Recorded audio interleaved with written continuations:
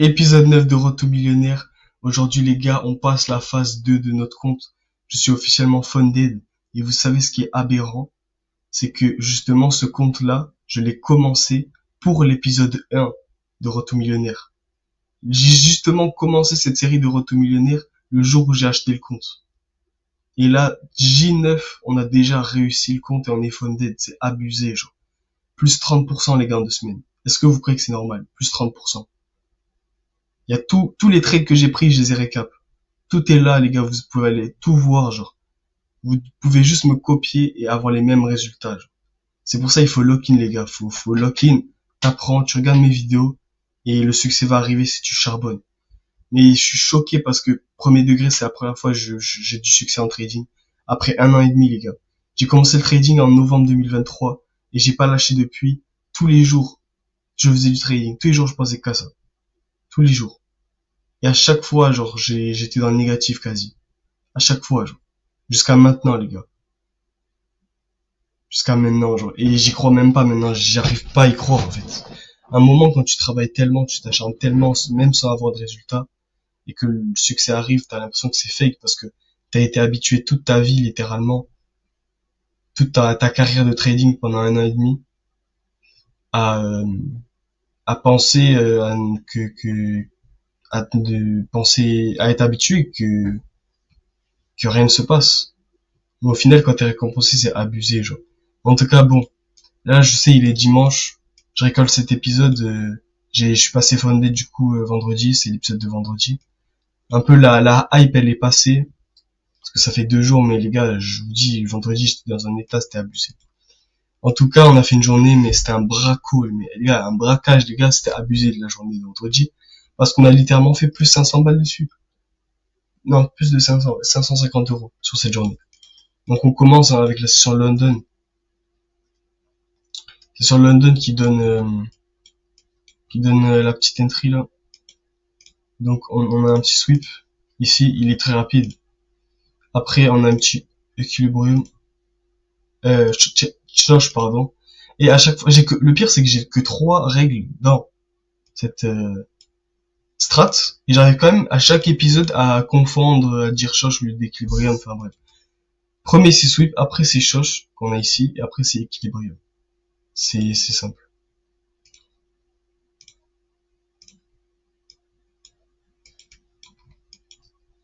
Et voilà. Et là, je crois que je me tape un SL là.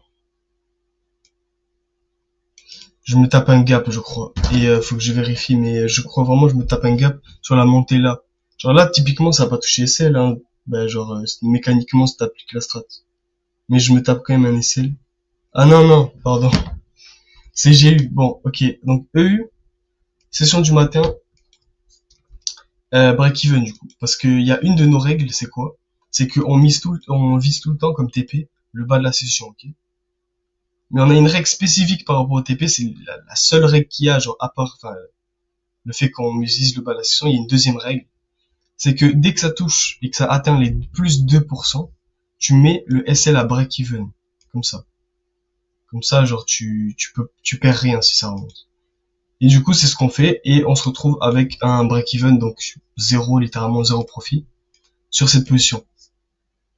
Donc on continue, on va sur GU le matin, qu'est-ce qu'on veut? On veut la même chose, on a un sweep, j'ai même pas besoin de le dessiner, vous êtes habitués à force.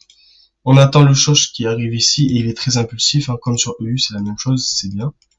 Et après on veut quoi? On veut Equilibrium et on l'a ici.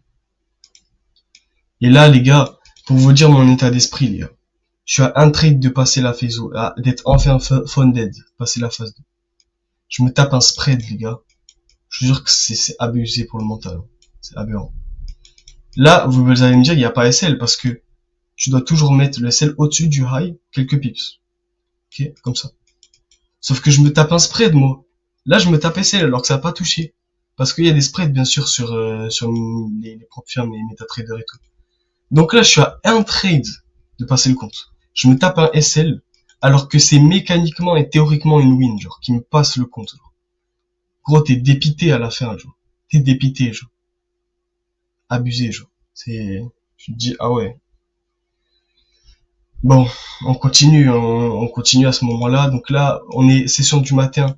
On a un trade qui fait break-even, un trade qui fait un SL, alors que c'était pas un SL. On, je me dis bon, peut-être, allez, on va croiser les droits, session New York.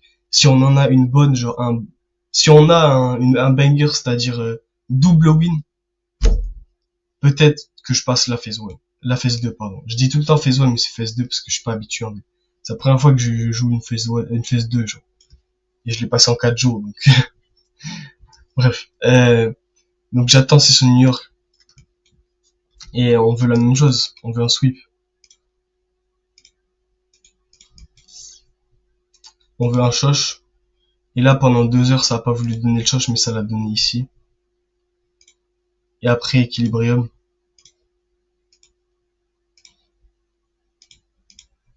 Et là, en enter. À ce moment-là, j'étais pas bien, ça, premier degré.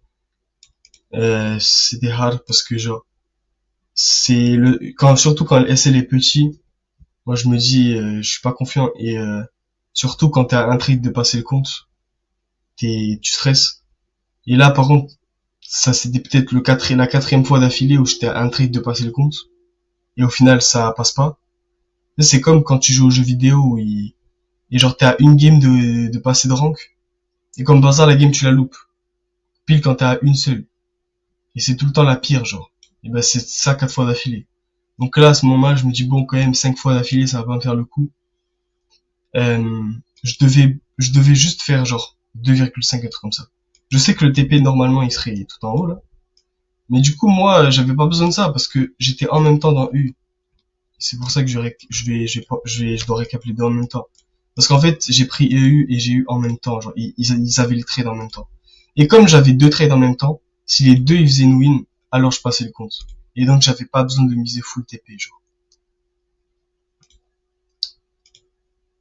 Ici, choche, équilibré. Donc là, voilà. Donc là, j'ai ces deux positions là. Et j'ai besoin de juste faire 2 R, un truc comme ça, là, ici. Qu'est-ce qui se passe, hein? Ça touche en même temps, genre 3 R ici et en même temps 2,5 R ici. Ça me fait 5 R en tout. Et c'est suffisant pour passer le compte.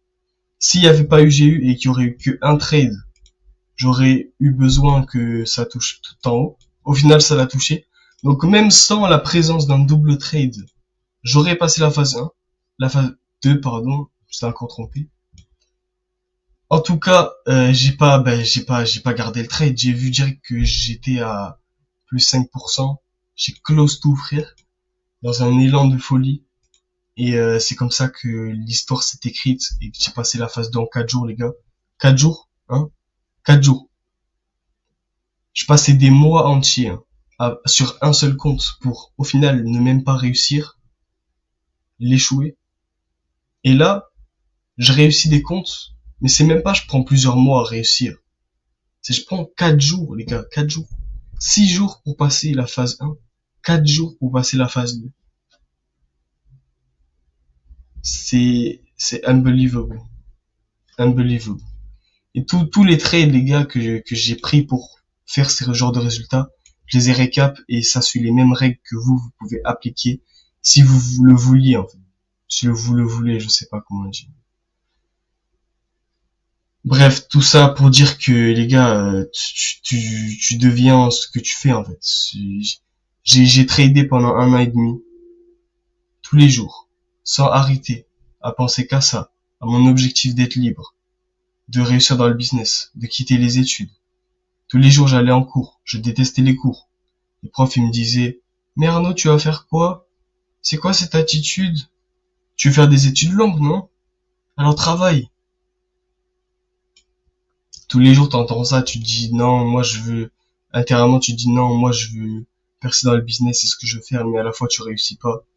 Tu fais que être en négatif tous les jours, du coup t'es pas en confiance. Mais tu continues et tu continues, à un moment t'es récompensé, frère. À un moment t'es récompensé. Et le travail paye. C'est comme ça. Travail paye. En tout cas, j'ai pas fait de payout, mais c'est un grand début en tout cas. C'est un grand début, hein, mais reste à faire le payout et après on pourra vraiment quitter l'école premier degré. En tout cas, c'est les vacances, c'est incroyable. Incroyable, incroyable.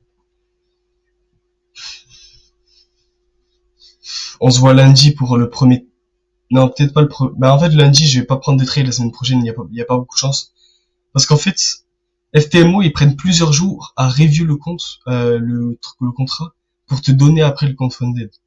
Donc peut-être que genre, lundi, mardi, mercredi, je vais pas pouvoir trade parce que j'aurai pas de compte. Ils m'ont dit, ils prennent de 1 à 4 business days pour me faire review, on va dire faire un review mon cas et me donner le compte. Donc le jour où j'aurai le compte, peut-être jeudi, vendredi, bah, et que je prendrai mes premiers trades dessus, bah, voilà, on, on va, on va refaire des vidéos et j'espère les prochains épisodes là, ils vont être impossibles parce que là, ça va être de la vraie thune que je vais pouvoir retirer, hein. En tout cas, je dis j'espère, mais c'est la vie, hein, même si les deux prochains ils sont négatifs, c'est la strat, faut la suivre. Il y aura toujours des points bas, toujours des points hauts. Là, on est à un point haut. Peut-être que la semaine prochaine va être en négatif. Mais vu les bénéfices qu'on a fait ces 2 premières semaines, est-ce que c'est un problème? Non. Quand tu commences le mois à plus 30%, est-ce que c'est un problème que tu es en négatif? Là, c'est la troisième semaine. C'est pas un problème du tout. Donc, en tout cas, tant que tu respectes ton plan et ton risk management, tu vas pas perdre de compte. Et c'est comme ça. Et bref.